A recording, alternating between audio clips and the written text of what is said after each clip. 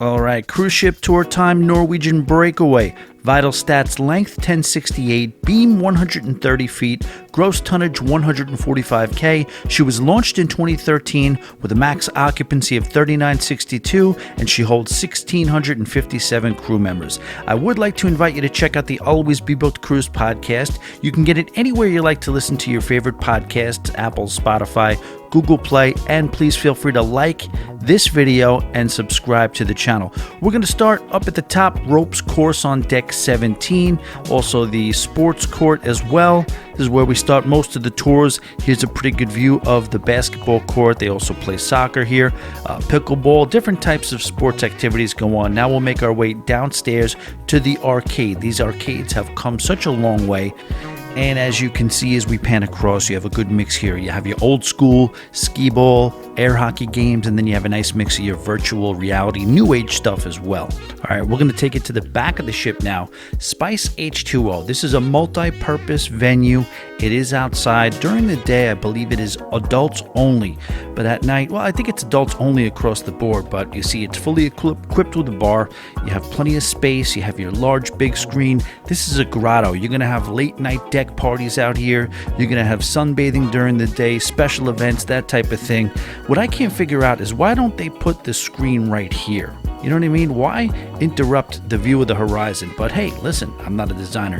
This is Entourage. It's the teen club on the ship.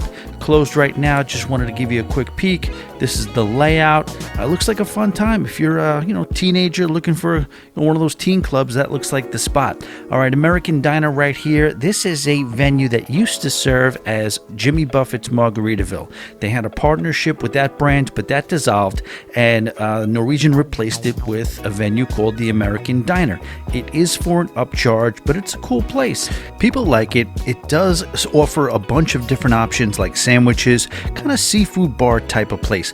All right, water slides here on deck 16. Multiple water slides, one of those ones that drop the platform from under you and you shoot across. See that? And it kind of centrifugally lifts you up and over the side of the ship. Absolutely terrifying from my standpoint, but hey, listen, a lot of people do like it. That's the jogging track. And then we're going to take a look at the kids' pool and little park area. That little splash zone was closed for the entire time we were cruising, but I also wanted to get you a shot from up top, a view from the slides. Didn't go on one, obviously, but yeah, just so you can see the vantage point of the pool deck and everything else. But I also did want to give you a couple of shots of the pool deck as we normally do. We'll segue across and give you see, the problem here with Norwegian is that things seem to be a little bit cramped. They have a lot of obstructions. The pool deck is small to begin with, and then they want to put structures like this. I know it's storage facilities, probably very functional, very necessary for the operations of the ship, but at the same time, if you look at all these angles, most cruise ships do not have this closed off type of a feel of an area. There's the couple of bars, so you need the bars, but then look how close. They're right up on the pool. Very, very little room for lounging, sunbathing, and that type of thing. And that's one of the biggest things people like to do when they're at sea and they're cruising. You could see right there, it's just not a very open feel, not a very open vibe as far as what you would expect from a pool deck on a regular cruise ship, especially one of this size. But that's that. We're going to continue back and give you an idea of they call this the sun deck, so you get some loungers up there.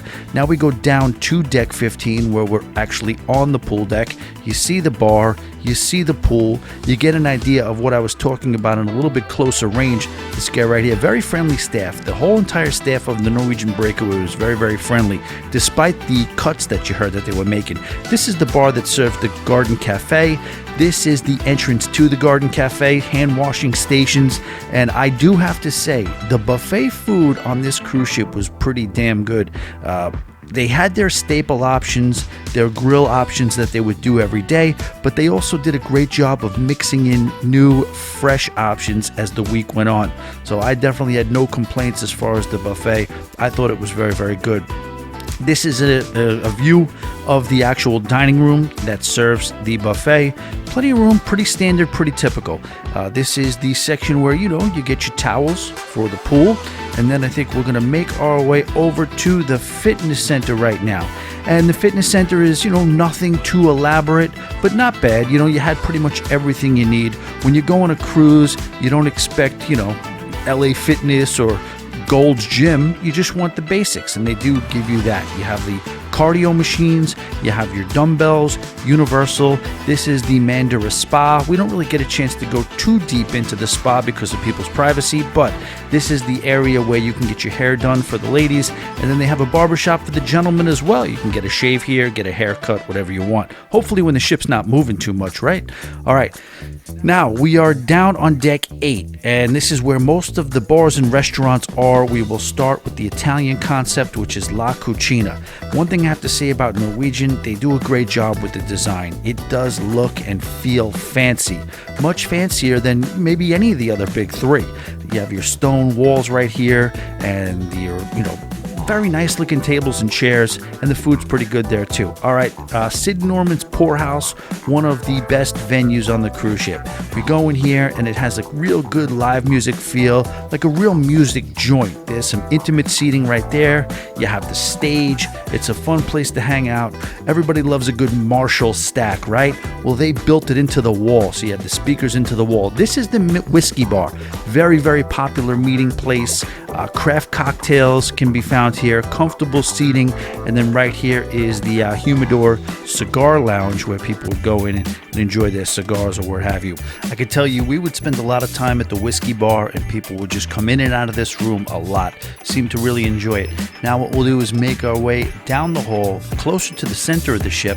They call this area 678 Ocean Place. So they have a beautiful chandelier there, a lot of multi-level entertainment happens here, and this is Shaker's Martini Bar. You could have some craft cocktails here, your martinis are here. Fun place at night, as you can see. We really spent a lot of time here. They had the piano bar here a lot. One night they had a Neil Diamond cover band. I call this area Seafood Row. Reason I call it Seafood Row is because you have your sushi, you have your regular seafood restaurant, and you also have your raw bar. Really, really good place. I tried maybe 2 out of the 3, but a cool place to be, and really, really good fish. I mean, you can't complain. Whether it was the seafood tower, the ceviche, everything. We'll continue back towards the aft portion of the ship. This is the Tides Boutique. If you want to do your retail shopping here, whether it's jewelry, whether it's clothing, souvenirs, and then I call this Meat Row. This is where you have a combination of your steakhouse and your churrascaria. But first, we come across the Prime Meridian Bar. This is kind of the bar that centrally feeds both of the venues. But first, we'll make our way into, I believe it's going to be Cagney's. That's right, the steakhouse. Very understated, but very, very classy. You could tell this is a pretty high-end experience. Really good cuts of steak right here. Really cool venue to have some steak, some wine, some seafood, whatever you want. And this is Moderno. Moderno is the churrascaria. It's that Brazilian steakhouse concept where the meat just keeps on coming. They will continue to cut it. And between the two venues, you have a place called the Manhattan Room, which is a main dining room technically, but it's a little bit more than that in the way of a dance floor. We'll go back to the Manhattan Room in a little while. But what I also wanted to show you was this here bakery. This used to be from the Cake Boss, Carlo's Bakery. That partnership has also dissolved, but they continue to have the baked goods here, as well as a hidden place for some Starbucks.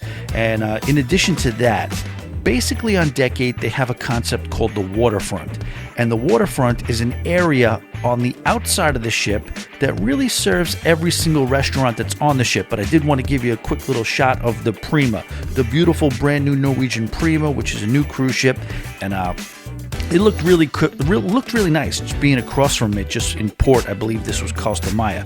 But I wanted to show you the example of the waterfront. So every restaurant that's inside, Wasabi, you have also Sid Norman's, you have both steakhouses.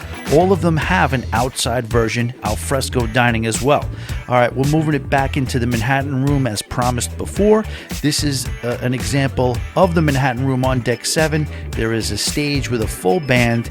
We did take the stage. No, we did not perform any shows, but I did want to show you the dance floor. The Manhattan Room is probably the nicest of the 3 main dining rooms. Then we'll go out of the Manhattan Room, check out Bar 21, which is kind of a casino bar, and this is the entrance to the casino. And you have your regular tables. You have your blackjack, you have your roulette, you have your craps, you have a ton of different options as far as slot machines go. It's a pretty comfortable casino, pretty well lit casino, and perfect place on a cruise ship if you are looking to either separate from your money or possibly, who knows, maybe you're going to win a little bit. But just this is a perspective shot of going back to the 6, 7, 8 area. This is the noodle bar. They call it Shanghai's. Believe it or not, this was complimentary. I thought this was one of the sleeper best places to eat on the ship. This is Bliss, and that is the nightclub, and it's a pretty well-functioning nightclub.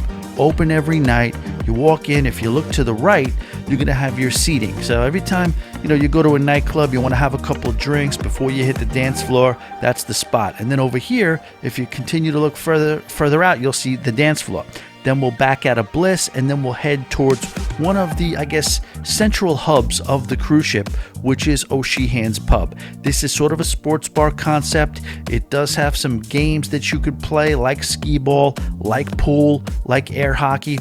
It does hang over the main atrium, but this is also a venue that is 24/7. So if you want to hang out and get a table, think about that. That's a pretty rare thing on a cruise ship to be able to have a 24/7 full service restaurant. And then, like I said, you have your games right here. They even have a bowling alley. How many cruise ships do you know of have a bowling alley? But there it is right there, Sheehan's on deck 7. All right, we're going to continue to the Breakaway Theater. Breakaway Theater, I believe, is 6 and 7. Very, very nice theater. Nothing that blows you away. Maybe not as grandiose as a Royal Caribbean theater, but very, very nice. They were doing a rock show. This is 6. You can see the guitars.